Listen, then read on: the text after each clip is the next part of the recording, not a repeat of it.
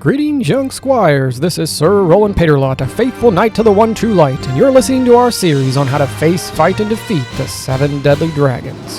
And so now we need a weapon to defeat Nvidia, and that weapon is admiration. So what is admiration? Well, the word admire comes from ad, A-D, which means toward, and mire, M-I-R-E, which root is miracle or wonder. So admiration slays envy because it teaches us to look at others with awe and wonder instead of disgust or evil intent. For every person is indeed a miracle created by God, which should give us awe and wonder. What's that, you asked? Is admiration really considered a virtue? Well, the definition of a virtue in the Catechism states, "A virtue is a habitual and firm disposition to do the good. It allows the person not only to perform good acts, but to give the best of himself. The virtuous person tends towards the good with all of his sensory and spiritual powers. He pursues the good and chooses it in concrete actions." That's the Catechism 1803.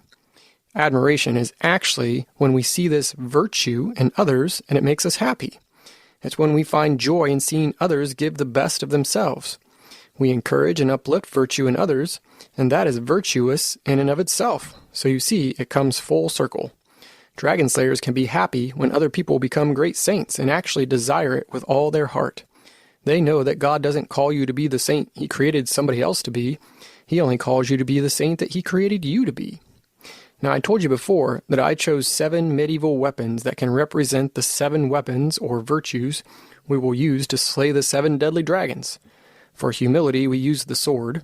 For admiration, I'm going to choose the Ballista. You may be wondering what a ballista even is. Well, it's a really cool-looking medieval weapon that launches spears or stones. Kind of looks like a cross between a cannon and a crossbow.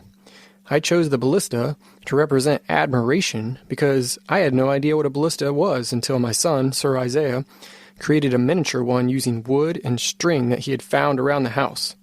The creative design out of simple materials is truly remarkable.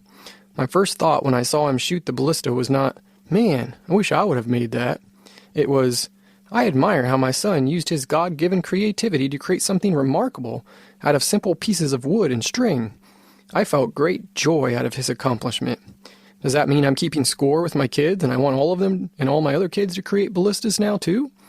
Of course not. They all have their own unique talents and abilities. Lady Isabel writes and tells great stories and sings beautiful songs. Lady Hannah is an amazing artist and author and has an admirable life of contemplative prayer. Lady Mariah is really good at 4-H and sports and visiting other people and praying rosaries. And little Lady Lumina has an amazing ability to make everybody in the room happy simply because she's so darn cute. And she says the funniest things in her little 2-year-old voice. I see the amazing creativity of God the Creator and the miracles that are my wife and children.